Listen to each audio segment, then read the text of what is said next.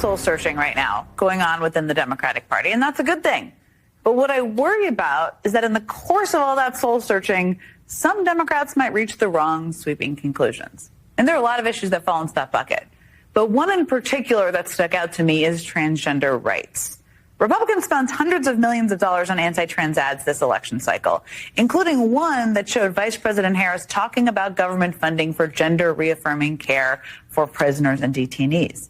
If that sounds like a particularly obscure issue, it is, because it applies to a tiny group of people. And it's also a policy that, by the way, was in place during the first Trump presidency. Another one of the lines that ran over and over again in those ads and throughout right-wing media is this idea that America is faced with a crisis of boys playing in girls' sports. Now, these ads created this perception that the issues of trans kids playing sports was dominating schools across the country, which is completely false. Some people got pulled into that argument. I mean, immediately after the election, Congressman Seth Moulton told the New York Times that, quote, Democrats spend way too much time trying not to offend anyone rather than being brutally honest about the challenges many Americans face. I have 2 little girls. I don't want them getting run over on a playing field by a male or formerly male athlete. But as a Democrat, I'm supposed to be afraid to say that. Boy, oh boy, oh boy, oh boy, oh boy. We got to talk about the drama on Capitol Hill because the sparks are flying due to the fact that South Carolina GOP representative, Republican woman, Nancy Mace has come out and said that she does not want to share a bathroom with a transgender woman. Now, this comes as Sarah McBride from Delaware was elected into Congress. I believe that Sarah would be the first transgender woman to be elected into Congress. And that presents an interesting situation because presumably Sarah would be using the women's restroom. And Nancy Mace and others have come out and said, yeah, I'm uncomfortable with that, right? We're uncomfortable with that. We don't want that. And they have proposed a rule on Capitol Hill to basically ban it, right? To say, hey, transgender women cannot use the women's restroom. Okay, they can't do it. Now, Democrats and the liberal media, they're boohoo, whining, and crying about this. Of course, they're crying hate and bigotry. In fact, you also have the local media as well, too, boohoo, whining, crying hate and bigotry over this. Take a look. The social issues weren't the big concern for voters. It was about the price of eggs. Republicans banked on pocketbook issues winning the day, and they did. So what's the priority now for the Republican majority? Not that. South Carolina Congresswoman Nancy Mace is introducing a measure to require members and other congressional staffers to use the bathroom corresponding to their genders at birth. Why now? Why, after 236 years of Congress getting by without legislating who goes where? Because Delaware just elected Sarah McBride, who will be the country's first transgender member of Congress. So a member of Congress is targeting one person, her future colleague, with legislation. Trans issues are a thorny one for voters. I get it. It's not an easy thing for everyone to absorb. But we've also learned that making people fear the unknown or the unfamiliar works. Trans bathroom bills were once about protecting kids in school bathrooms from predators. But Sarah McBride has never been accused of such behavior. The same can't be said for some of Nancy Mace's colleagues, including one who's been under an ethics investigation but still may end up as Attorney General. The only thing the Congresswoman-elect is guilty of in the eyes of Nancy Mace is being different. And in the end, it doesn't do a damn thing for making life any better for American families or bringing down the cost of living or bringing down the cost of eggs. But it'll probably get her a lot of FaceTime on cable news, and in modern-day politics, that's often what it's all about. Yeah, so what you have here is the left-wing liberal media trying to essentially create this narrative that the GOP's priorities are out of place. When I would argue that, first and foremost, the Republicans aren't officially in power, right? They aren't the majority yet, okay? The new members haven't been seated yet. Trump's cabinet picks haven't been completed yet, including his economic cabinet. Also, on top of that, this conversation came up due to the fact that the House rules in regards to how they're going to conduct themselves in the next legislative session, that actually is up for debate. Okay, that actually is coming up. They actually do need to decide on that. So it is a pertinent conversation, right? It is a relevant conversation right now. And Nancy Mace, as a woman, feels like, hey, we need to address this in the House rules. Now, whether you agree or disagree okay?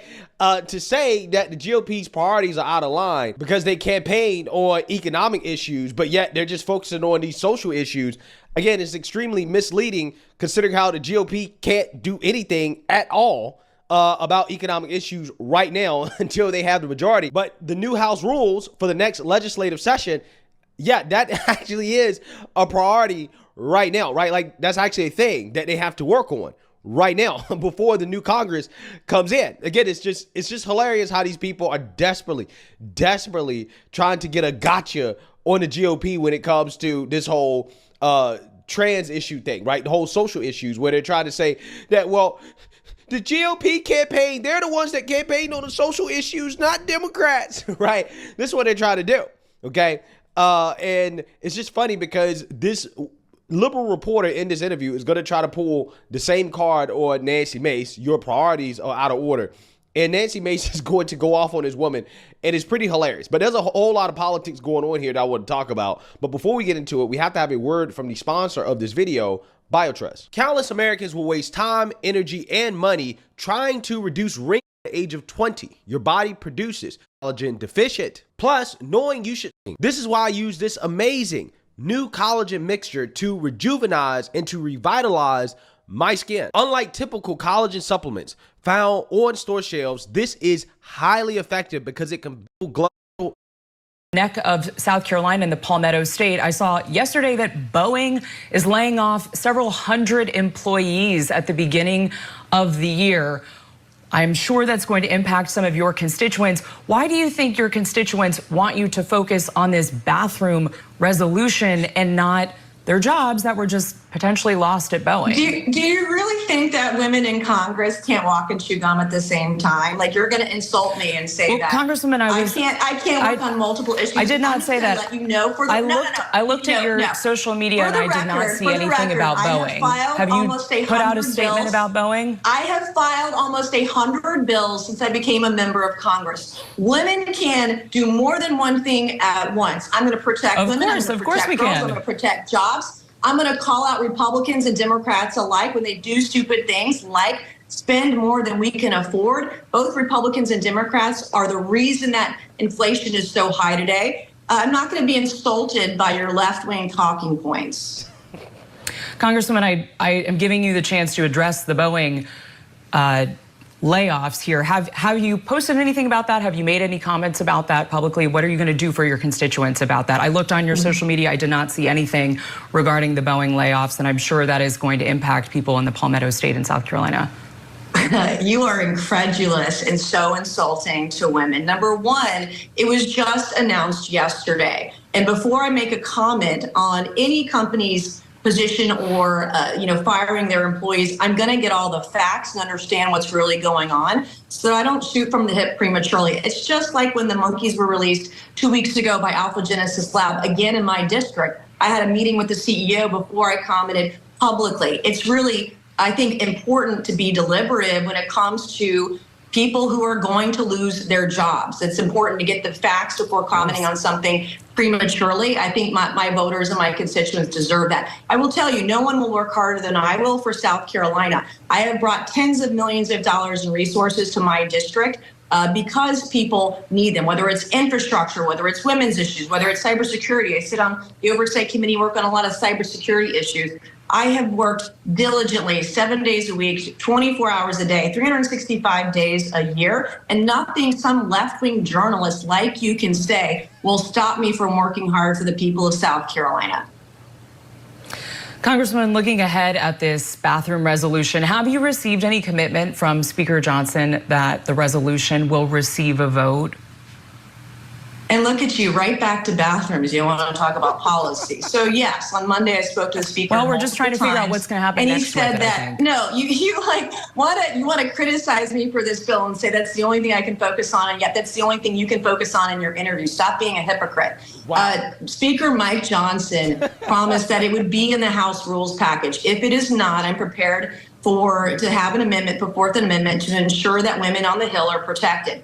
And if that's not successful, I will force a vote through a privileged motion. I want to force my colleagues to put their policy on the record. Do women have rights or do they not?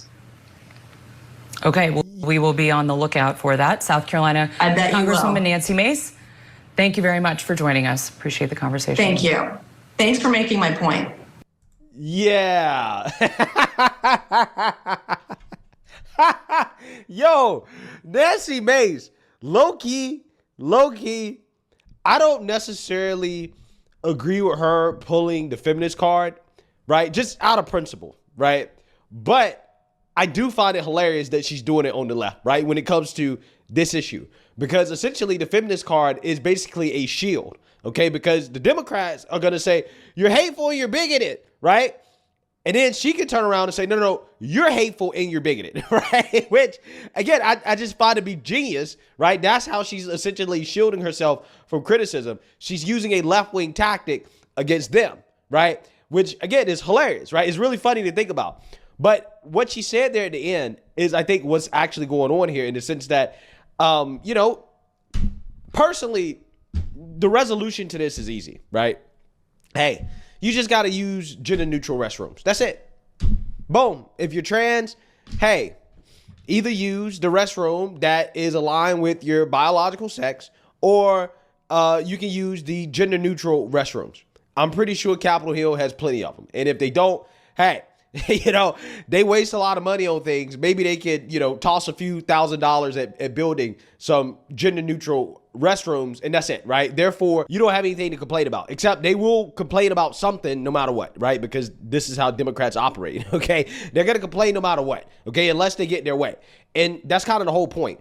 The whole point really is to get Democrats to go on record in regards to where they stand on this issue. Because remember, before Kamala Harris got into the race, right? Actually, let's go back maybe 1 year, 2 years ago. Democrats were fully on board when it came to the far left social issues, right? They were fully on board. You'd be hard pressed to find any Democrat that disagreed with the far left social issues, right? However, all of a sudden, they have changed on that, particularly during Kamala Harris's campaign, in which you had Democrats running away from the issue. Kamala didn't really talk about it at all. Although, again, she had a history of talking about it during her first failed run for president. You had other Democrats who, before the past, had supported the far left social issues. They also were running away from it as well, too. They also now came out and started pretending, nah, I didn't really support all this stuff, right? I wasn't on board with this, right? This is what they were doing. The reason why is because it is clear how the American people feel on these far left social issues. They don't agree with the left.